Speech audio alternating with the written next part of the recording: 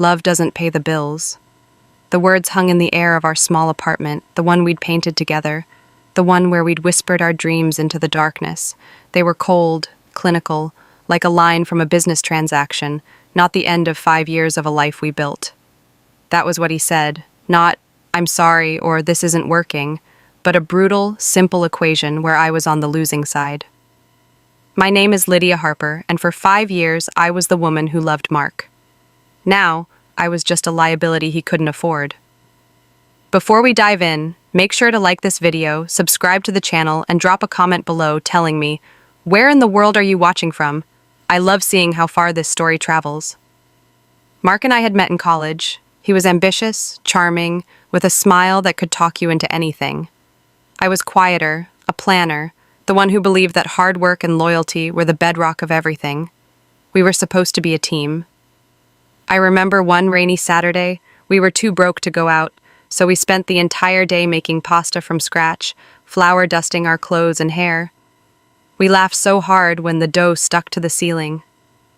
Later that night, curled up on our lumpy couch, he'd kissed my forehead and said, "It's you and me against the world, Liddy." I believed him.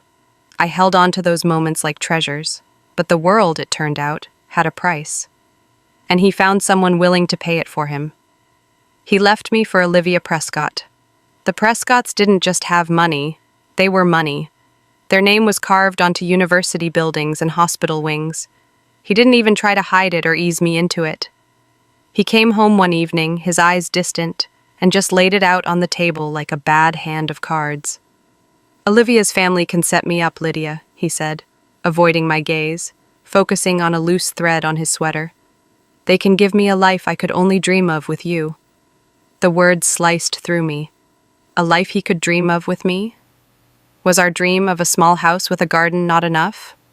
Were our plans to travel the world on a budget, collecting experiences instead of things, suddenly worthless? I felt my throat tighten, 1,000 questions screaming in my mind. What about us? What about everything we promised? But looking at him then, at the cold finality in his posture, I knew the answers didn't matter. He had already made his choice. My love was an investment that hadn't paid off, so he was cashing out. I watched, numb, as he packed a bag. He moved with a chilling efficiency, grabbing his expensive shirts, the watch I'd saved for months to buy him for his birthday, the photos of us from his bedside table. He didn't even pause. It was like he was shedding a skin, and I was part of the old one he was leaving on the floor. The silence he left behind was a physical presence. It was heavy, suffocating. I sank onto the floor, the rough carpet scratching my skin, and finally let the tears come. They weren't loud, hiccuping sobs. They were silent, hot tears that tracked down my face, each one a testament to a future that had just been stolen from me. I felt gutted, hollowed out, like a building demolished from the inside. But as I sat there in the wreckage of my life, a tiny, cold spark ignited in the emptiness. It wasn't anger, not yet. It was a promise I made to myself. I would not let this be the end of my story. The weeks that followed were a blur of quiet pain. The whispers started almost immediately. I'd meet a mutual friend for coffee, and they would awkwardly recount how Mark was parading Olivia around town, calling her his upgrade, how he'd joke about his narrow escape from a life of mediocrity with me. Each story was another small death, another piece of our shared history being rewritten with me as the villain, or worse, the fool. The most cutting blow came from his mother. A friend of a friend had been at a luncheon where she was preening about Mark's engagement. She'd apparently clinked her champagne glass and announced to the table that I was just a necessary stepping stone for Mark. "He needed someone to support his ego while he was finding his footing," she'd said with a smug smile. "Now he has a partner who can support his lifestyle." A stepping stone, that's what I was. Not a partner, not a love, just a convenient piece of pavement for him to walk over on his way to something better. The humiliation burned hot in my chest. They didn't just discard me, they were actively trying to erase any significance I ever had. The wedding invitations were the final, silent confirmation. Our friends received them, thick, cream-colored cards with gold leaf lettering. My mailbox, day after day, remained empty. It was a deliberate, calculated omission, a final twisting of the knife to make sure I knew my place. Nowhere. But while they were busy building their gilded cage, I was building my empire, quietly, secretly. For years, I had been working with a small tech startup. It was my side hustle, my passion project. I poured my evenings and weekends into it, fueled by coffee and a genuine belief in what we were creating. It was the one part of my life that was entirely mine, separate from Mark. He'd always dismissed it as my little hobby. He had no idea of the partnerships I was forging, the strategic investments I was making, the long, grueling hours I was putting in. Then, about 3 months after he left, the impossible happened. A major tech giant acquired our company. The deal was astronomical. Overnight, my stock options, the ones I had nurtured for years, matured. I was a multimillionaire. I remember seeing the email. I was sitting at my kitchen table, the same one where Mark had told me our love wasn't profitable. I read the numbers, then read them again. There was no shouting, no jumping for joy. I just closed my laptop, walked to the window, and watched the city lights twinkle below. A single tear rolled down my cheek, but this time it wasn't a tear of sorrow. It was a tear of validation, of a quiet, earth-shattering victory that was mine and mine alone. I didn't tell a soul. I didn't buy a new car or a fancy apartment. I continued my life as it was. The money wasn't for show. It was my security, my proof that I could stand on my own. It was my silent weapon. When I heard the wedding was to be held at the Blackwood Estate, the most exclusive venue in the state, an idea began to form.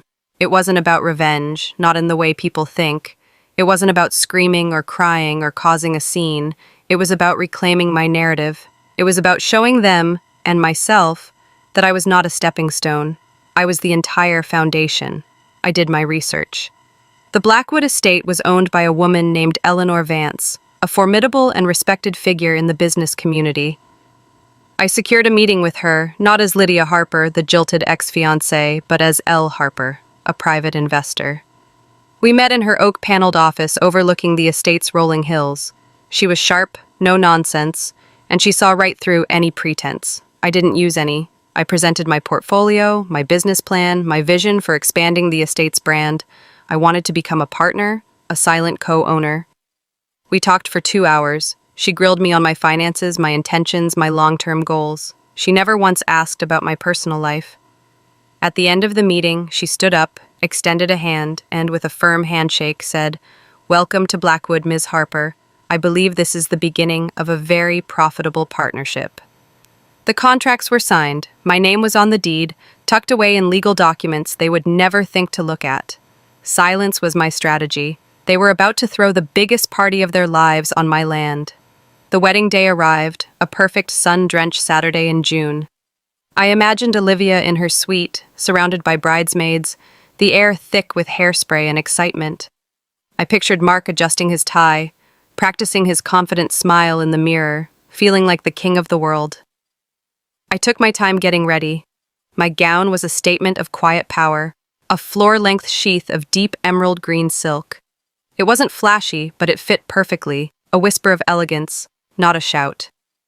My only jewelry was a pair of simple diamond earrings. My hair was swept back, my makeup flawless but understated. I was not dressing for a battle. I was dressing for a closing argument. A chauffeured black sedan, quiet and discreet, picked me up. As we glided up the long, tree-lined driveway of the Blackwood Estate, I saw the scene unfold. A valet line of Porsches and Mercedes-Benzes, guests adorned in designer clothes and dripping with jewels, laughing and gossiping on the perfectly manicured lawns. It was a parade of manufactured perfection. My car didn't pull into the valet line. It drove past, right to the main entrance, a privilege reserved for the owners. The chauffeur opened my door just as the final bell chimed, signaling the guests to take their seats.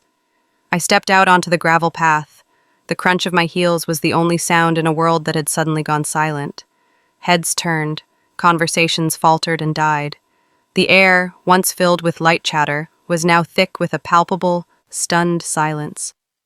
I didn't look at any of them. I kept my chin high, my gaze fixed forward, and I began my slow, deliberate walk toward the ceremony lawn. I felt their eyes on me, hundreds of them, burning with curiosity and shock. I could see Mark standing at the altar, his back to me, but I saw the tension shoot through his shoulders, a rigid line of panic. He knew. Somehow, he knew.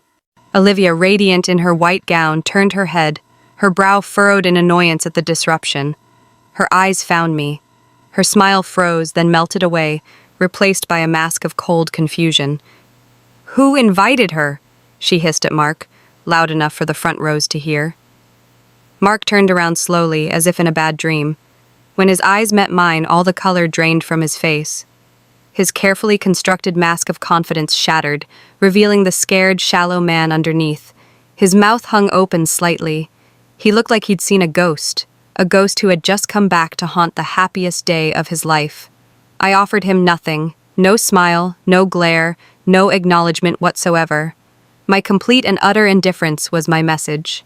I walked right past the front row, my emerald gown a stark contrast to the sea of pastels and florals, and took a seat in the back, a quiet observer at the spectacle they had created.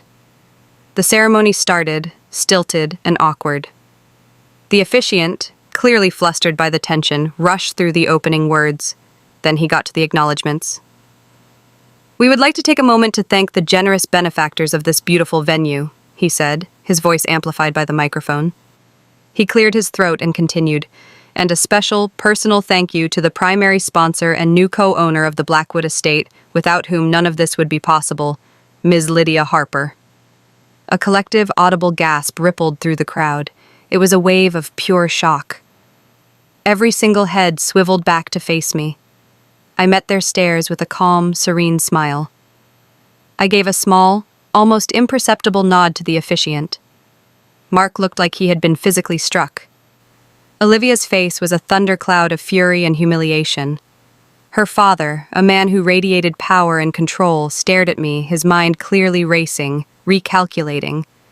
Then the ultimate validation. Mark's father, the man who had dismissed me so cruelly, stood up from his front row seat. He walked the length of the aisle back to me, his expression a mixture of awe and disbelief. He ignored the whispers, the clicking of phone cameras. He stopped in front of me and extended his hand. "Ms. Harper," he said, his voice full of a respect I had never heard from him. "It is an honor to finally meet the estate's co-owner." I stood and shook his hand. It was firm, decisive. "The pleasure is all mine," I replied, my voice clear and steady. The ceremony was in shambles. The bride's family was huddled together, whispering furiously. Their golden boy groom wasn't the powerful player they thought he was. He was a fraud, and the woman he'd thrown away now held more power than he could ever hope to achieve. He stood at the altar, stammering, unable to explain, his perfect day, his perfect future, crumbling into dust around him. I didn't need to stay for the vows. My work was done. I turned and walked away. The sound of my heels on the stone path was the only sound that mattered. I didn't look back. I didn't need to see the chaos, the accusations, the shame. I could feel it behind me, a storm of their own making. As the chauffeur held the door for me, I took one last look at the beautiful estate, my estate. I had not come for revenge. I had come to close a chapter, on my own terms. I had let my success be my voice, my dignity be my shield. Driving away, I felt a profound sense of peace settle over me. The hollow space inside me was no longer filled with pain, but with a quiet, unshakable strength. I hadn't destroyed his life. He had done that himself when he decided that love had a price tag. I had simply built my own, a life so valuable it could never be bought. I'm telling you my story now, so you know that your worth is not determined by who leaves you, but by what you build after they're gone. Sometimes the loudest statement you can make is to walk away in silence, your head held high, untouchable. If you've ever been underestimated and proved everyone wrong, hit like, subscribe, and share your story in the comments. Let's show the world how silence can roar.